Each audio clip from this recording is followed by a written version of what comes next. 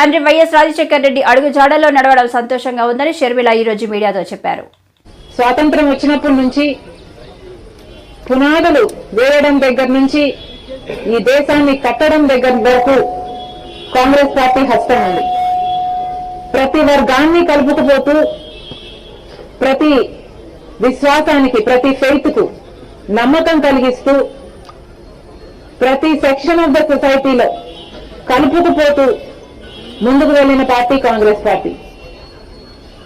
Congress party ముందు కూడా రాహుల్ గాంధీ గారి నాయకత్వంలో, ఖార్గే గారి నాయకత్వంలో ప్రజలందరికీ మేలు చేస్తుందని సంపూర్ణంగా విశ్వసిస్తూ రాజశేఖర రెడ్డి గారి కళ, ఏ కళ అయితే రాజశేఖర రెడ్డి గారు రాహుల్ గాంధీని ప్రధానమంత్రిని చేయాలి అని మనస్ఫూర్తిగా కోరారో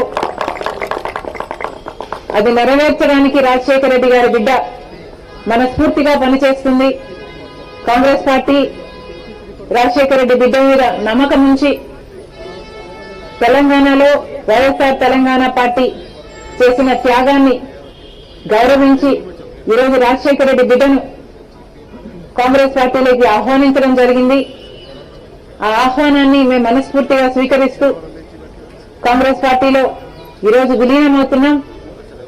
ఈ రోజు నుంచి కాంగ్రెస్ పార్టీ ఏ బాధ్యత మా మీద ఉంచినా ఆ బాధ్యతను విశ్వాసంతో సంపూర్ణంగా నెరవేర్స్తామని నాతో పాటు వైఎస్ఆర్ తెలంగాణ పార్టీ నాయకులందరూ కూడా మనస్ఫూర్తిగా మాటిస్తున్నాం. Thank you.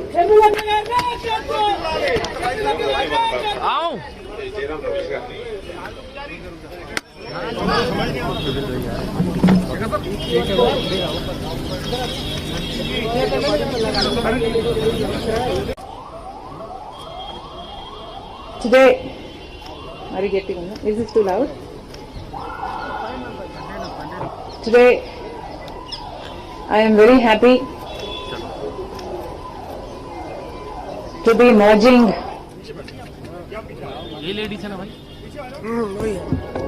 Dear friends, I'd like to welcome you all and Congress President and former Congress President and General Secretary Organization and the PCC President and the CWC members and Ms. Sharmila ji, she is joining today in the Congress Party in the presence of Honorable Congress President. I request Honorable Congress President to welcome her as a mark of this thing to join Congress Party or putting its shawl on.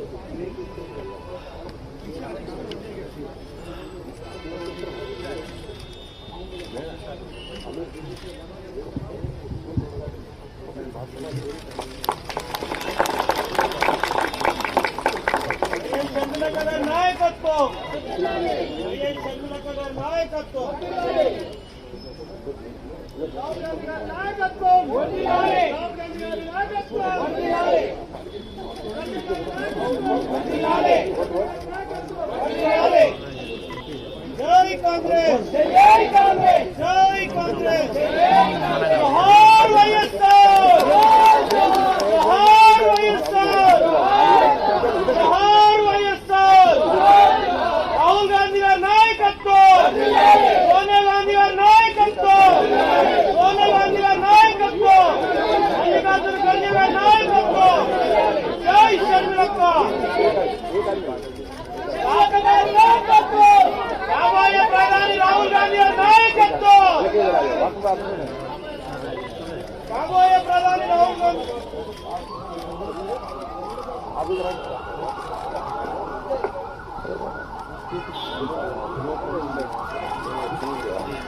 జై షర్మిలక్క! జై షర్మిలక్క! Thank you, sir. Thank you, everybody. Now, after the function is over, now Srimati Sharmila ji will address the media, and we ask.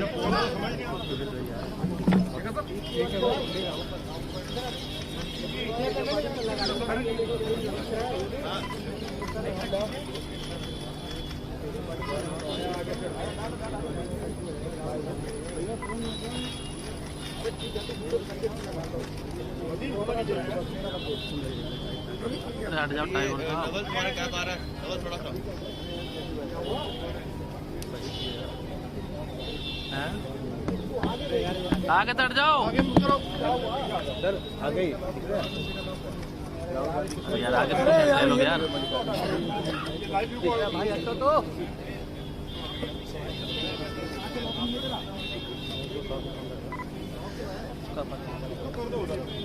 अरे Wasim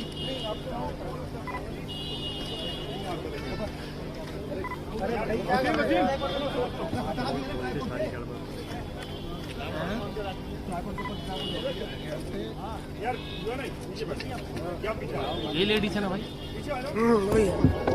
Dear friends, I'd like to welcome you all and Congress President and former Congress President and General Secretary Organization and the PCC President and the CWC members and Ms. Sharmila ji, she is joining today in the Congress Party in the presence of Honorable Congress President.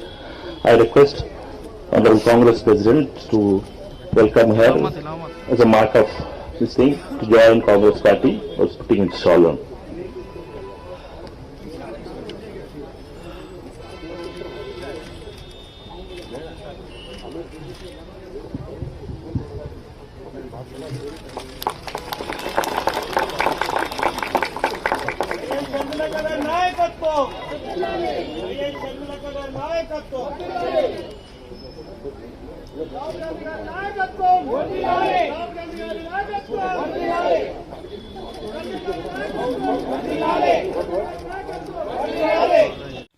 అనకాపల్లిని వదిలి వెళ్లిపోతున్నందుకు కంటనీరు పెట్టుకున్న మంత్రి అమర్నాథ్.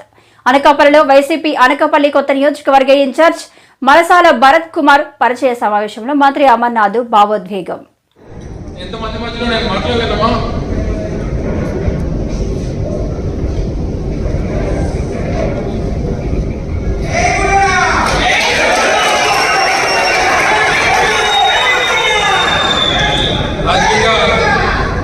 రాజకీయంగా మళ్ళీ మనకి భవిష్యత్తుని ఇచ్చారు.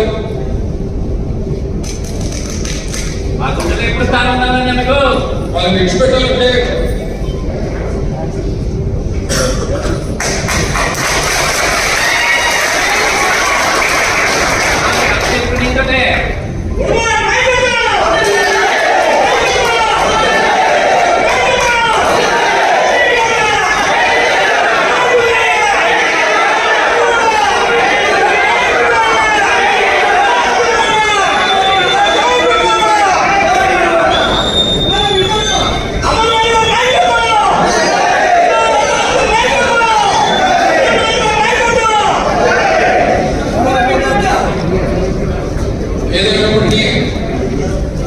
రాజకీయంగా పునర్జన్మ నుంచి రాష్ట్ర వ్యాప్తంగా ఉద్యమాలు తీసుకుని వచ్చి ఈరోజు ఈ స్థాయిలో నిల్చోబెట్టినటువంటి మీ అందరికీ కూడా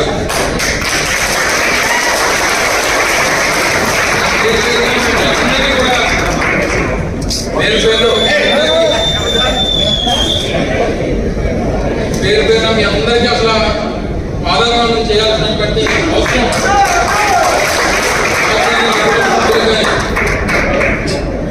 నా కుటుంబ రాజకీయ భవిష్యత్తుని నిర్ణయించినటువంటి నాయకులు మీరంతా కూడా ఈరోజు ఈ స్థాయి నుంచి భవిష్యత్తు నుంచి ఈ స్థానాన్ని నుంచి ఈ స్థాయిలో మీరు నిల్చోబెట్టి నాకు ఈ స్థానం కల్పించారు. మరి మీరందరూ కూడా తప్పకుండా రేపు భరత్ను కూడా అదే రకంగా మీరు ఆదరించి స్వాగతించి గెలిపించి జగన్మోహన్ రెడ్డి గారికి కానుక ఇవ్వాల్సినటువంటి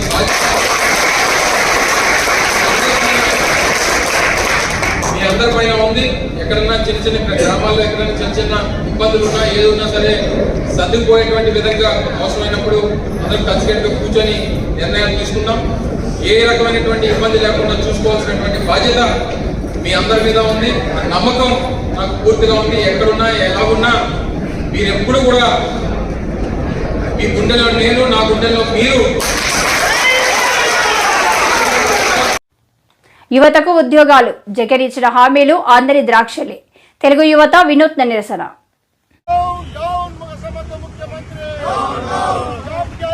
ముఖ్యమంత్రి వెంటనే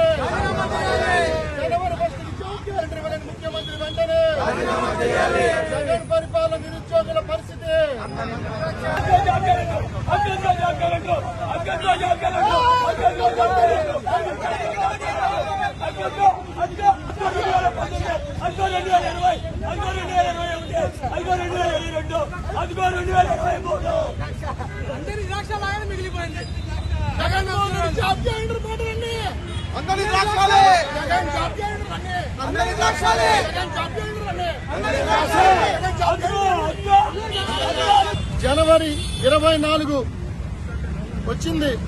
ప్రతి సంవత్సరం జాబ్ క్యాలెండర్ జనవరి 1 కల్లా విడుదల చేస్తా మెగా డిఎస్సీలు ఇస్తున్న ముఖ్యమంత్రి గారు 4.5 సంవత్సరాలు దాటిపోయింది అధికారంలోకి వచ్చి. మరో 90 రోజుల్లో ఎన్నికలు సమీపిస్తున్న తరుణంలో ఇప్పటికన్నా జాబ్ క్యాలెండర్ ఇస్తాడేమో, యుద్ధ ప్రాతిపదికన పోస్టులు భర్తీ చేస్తాడేమో నమ్మి ఆంధ్రప్రదేశ్ లో నిరుద్యోగులు కళ్లకు కాయలు కట్టినట్టు ఎదురు చూస్తే ఇప్పటికి జనవరి 1 వచ్చినా జాబ్ క్యాలెండర్ లేదు. తీరా ఆంధ్రప్రదేశ్ లో నిరుద్యోగుల పరిస్థితి ఎట్లా ఉందంటే జగన్మోహన్ రెడ్డి జాబులు ఇస్తాడేమో, విడుదల చేస్తాడేమో, నోటిఫికేషన్ ఇస్తాడేమో అని చెప్పి ఎదురు చూసి చూసి చూసి వాళ్ళ ఆశలపైన నీళ్లు చల్లేశాడు మరొకసారి ఈ ముఖ్యమంత్రి. అందులో భాగంగానే ఈరోజు జగన్మోహన్ రెడ్డి పరిపాలనలో ఆంధ్రప్రదేశ్ రాష్ట్రంలో నిరుద్యోగుల పరిస్థితి ఈ విధంగా అందని ద్రాక్షగా మారిపోయింది. ఇదిగో ఇస్తాడు అదిగో ఇస్తాడు అని చూసి చూసి ఆ రోజు ఆంధ్రప్రదేశ్ రాష్ట్ర వ్యాప్తంగా నిరుద్యోగ యువత ఆశల పల్లకిలో ఏదో చేస్తాడు, ఒక అవకాశం ఇస్తాడంటే ఇచ్చినందుకు బాగా బుద్ధి చెప్పాడు ఈ రాష్ట్ర ముఖ్యమంత్రి. కాబట్టి ఇప్పటికైనా ఈ జగన్మోహన్ రెడ్డి చేస్తున్న ఈ అన్యాయపు అరాచకాలన్నా ఆపి ఏపీ నిరుద్యోగుల పక్షాన వాళ్ళకి ఉద్యోగాలు ఇవ్వటమా, ఉపాధి కల్పించడమా, యుద్ధ ప్రాతిపదికన పోస్టులు భర్తీ చేయాలా. ఇప్పటికైనా మీ విశ్వసనీయత కాపాడుకోవాలంటే ఇంకా 3 నెలల టైం ఉంది. మీరు అమలు కాని నోటిఫికేషన్ ఇవ్వటం కాదు, వయోపరిమితి పెంచాలా గ్రూప్ 1 గ్రూప్ 2 అభ్యర్థులకి. ఏదో అరకొరగా మీరు ఇచ్చిన గ్రూప్ 1 గ్రూప్ 2 నోటిఫికేషన్ ఇచ్చినప్పటికీ దాంట్లో మీరు చేసిన నోటిఫికేషన్ జాప్యం వల్ల వయోపరిమితి కోల్పోయారు ఆంధ్రప్రదేశ్ లో నిరుద్యోగులు. అది ముమ్మాటికి ప్రభుత్వ బాధ్యత. అలాగే ఆంధ్రప్రదేశ్ లో మీరు చేసిన మోసం వల్ల చనిపోయిన 1345 మంది నిరుద్యోగ యువత ఆత్మహత్యలన్నీ ప్రభుత్వ హత్యలుగానే ఈ 2024 సంవత్సరం మొదటి స్థానంలో మేము భావిస్తా ఉన్నాం. అందులో భాగంగా ఇలాంటి అందరి ద్రాక్ష కాకుండా ఆంధ్రప్రదేశ్ లో నిరుద్యోగులు న్యాయం చేయాలని కూడా తెలియజేయగా డిమాండ్ చేస్తాం. అధికారంలో రావడం కోసం ఆ రోజు ప్రతిపక్ష హోదాలో ఉన్నప్పుడు నేను మరి అధికారంలోకి వస్తే నిరుద్యోగ యువతకు పర్మనెంట్ ఉద్యోగాలు తీస్తాను, పెద్ద ఎత్తున తీస్తానని చెప్పి ప్రగల్భాలు పలికిన ఈ ముఖ్యమంత్రి జగన్మోహన్ రెడ్డి మరి తీరా అధికారంలోకి వచ్చిన తర్వాత నోటిఫికేషన్ అంటే అదేంటని అడుగుతున్నాడు. అంత వెటకారం అయిపోయింది నిరుద్యోగుల జీవితాలంటే. దాదాపుగా మరి చూసుకుంటే ఉద్యోగాల యొక్క మరి వాళ్ళ నిరాశతో 1345 మంది ఆత్మహత్యలు చేసుకున్న నిరుద్యోగులు కేవలం బీసీ, ఎస్సీ, ఎస్టీ, మైనార్టీ వర్గాలకు చెందిన వారంటే మరి ఎంత దారుణంగా ఉందో. బడుగు బలహీనుల జీవితాలంటే మరి జగన్మోహన్ రెడ్డికి హాస్యాస్పదం అయిపోయింది. మేము ఒకటే చెప్తున్నాం, జగన్మోహన్ రెడ్డి నువ్వు ఏ విధంగా అయితే ఉద్యోగాలని ఈ విధంగా అందని ద్రాక్షాల్లాగా చేశావో అలానే రాబోయే ఎన్నికల్లో ప్రజల ఓట్లు కూడా నీకు అందని ద్రాక్షాలుగా మిగిలిపోతాయని చెప్పి. కాబట్టి ఒకటే చెప్తున్నాం, ఈ యొక్క రాబోయే ఎన్నికలకి ఒక 60 రోజులు ఉన్న తరుణంలో ఇప్పుడైనా సరే యుద్ధ ప్రాతిపదికన ఉద్యోగాలు తీసి అపాయింట్మెంట్లు ఎన్నికలకు ముందు ఇవ్వగలిగితేనే నిరుద్యోగులు మరి నీ పక్షాన ఉండడానికి ముందుకొస్తారు. లేదంటే తప్ప మేము తెలుగు యువత ఆధ్వర్యంలో పెద్ద ఎత్తున ఉద్యమించి మరి ఏదైతే సమాజంలో నీ ద్వారా ఉద్యోగాలు వస్తాయని నమ్మి మోసపోయిన బీసీ, ఎస్సీ, ఎస్టీ, మైనార్టీలకు చెందిన నిరుద్యోగుల తరఫున పోరాడి ప్రతి ఒక్కళ్ళకి న్యాయం జరిగే వరకు కూడా వెంటాడతామని, మీ యొక్క తాడేపల్లి ప్యాలెస్ ని దిగ్బంధనం చేస్తామని చెప్పి హెచ్చరిస్తూ మీకు రాబోయే రోజుల్లో ఓటమి తప్పదని తెలియజేస్తున్నాం. దేశ రాష్ట్ర రాజకీయాలను శాసించిన నాయకుడు, పారదర్శక పాలనకు నిజాయితీకి మారుపేరుగా నిలిచిన చంద్రబాబుని అక్రమంగా నిర్బంధించి హింసించిన ఫలితాన్ని రేపటి ఎన్నికల్లో జగన్ అనుభవించబోతున్నాడు. టీడీపీకి 150 సీట్లు ఇవ్వడానికి ప్రజలు సిద్ధంగా ఉన్నారు. దాడి వీరభద్రరావు. 150, 175కి ఏంటండి 25 వదిలేసాం. అవతల పార్టీకి ఒక 25 వదిలేద్దాం. మనకు ఖచ్చితంగా ఈ ఎన్నికల్లో మొత్తం 175కి 150 సీట్లు మనం సాధించి తీరుతాం. రాజకీయ ప్రపంచం ఇవాళ నడుస్తోంది. ఎక్కడ చూసినా ఈ ప్రభుత్వాన్ని దించేయాలి, ఈ ప్రభుత్వాన్ని ఉంచకూడదు, ఈ ప్రభుత్వం కొనసాగితే మన బ్రతుకులు నాశనం అయిపోతాయి. మనల్ని బిచ్చగాళ్ళ కింద చూస్తున్నాడు ఆయన. సంక్షేమ పథకాలు మీకు ఇస్తున్నాం, మీరు చచ్చినట్టు మీ ఇంట్లో కూర్చోండి అనేటువంటి డిక్టేషన్ అక్కడ కనబడుతుంది. ఇటువంటి అరాచకమైనటువంటి పాలన, అటువంటి నియంత్రితమైనటువంటి పాలన ఏనాడు కూడా స్వాతంత్రం వచ్చిన తర్వాత మనం చూడలేదు, కని విని ఎరగలేనటువంటిది. అటువంటి పరిపాలన మనం తుదముట్టించాల్సినటువంటి అవసరం ఉంది. ఏమాత్రం మనం కన్నురెప్ప కూడా వేయకుండా మనం పని చేస్తే మాత్రం తప్పనిసరిగా ఆ 25 సీట్లలో కూడా ఎన్ని వస్తాయో వాళ్ళకి తెలియనటువంటి పరిస్థితి తీసుకురావాలి. కాబట్టే దేశ రాజకీయాల్ని, రాష్ట్ర రాజకీయాల్ని దశాబ్దాల పాటు శాసించినటువంటి మన నాయకుడు చంద్రబాబు నాయుడు గారిని కావాలని తప్పుడు కేసులు పెట్టి వారు హింసించారు. ఆ ఫలితాన్ని వారు అనుభవిస్తారని చెప్పేసి నేను తెలియపరుస్తున్నాను.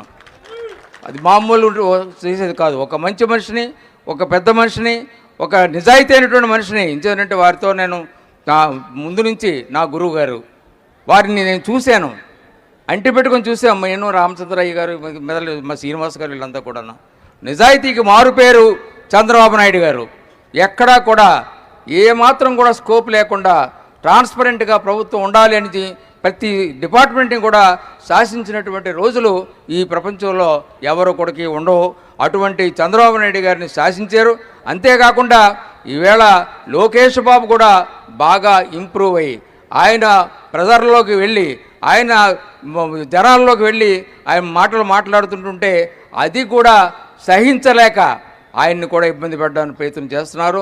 తప్పనిసరిగా వీరిద్దరి నాయకత్వంలోనూ కూడా ఈ రాష్ట్రంలో తనకి అధికారం రాదేమో అన్నటువంటి భయంతో ఆయన ఉండడం అనేటువంటి జరుగుతోంది. కాబట్టి అందరికీ కూడా మేము అప్పీల్ చేసి, నేను కూడా మరి గతంలో నేను 32 సంవత్సరాలు తెలుగుదేశం పార్టీలో ఉన్నాను, 1982 నుంచి. దురదృష్టవశాత్తు మరి 10 ఏళ్ళు దూరం అయిపోయాను. ఈవేళ అటువంటి సంఘటన బాబు గారికి జరగడంతో నేను మా కుటుంబ సభ్యులందరం కూడా చాలా బాధపడి బాబు గారి చెంతకు చేరి బాబు గారికి అండగా నిలబడాలనేటువంటి ఉద్దేశంతో ఈవేళ పార్టీలో మళ్ళీ మేము అందరం కూడా చేరడం అనేటువంటిది జరిగిందని మీ అందరికీ మనవి.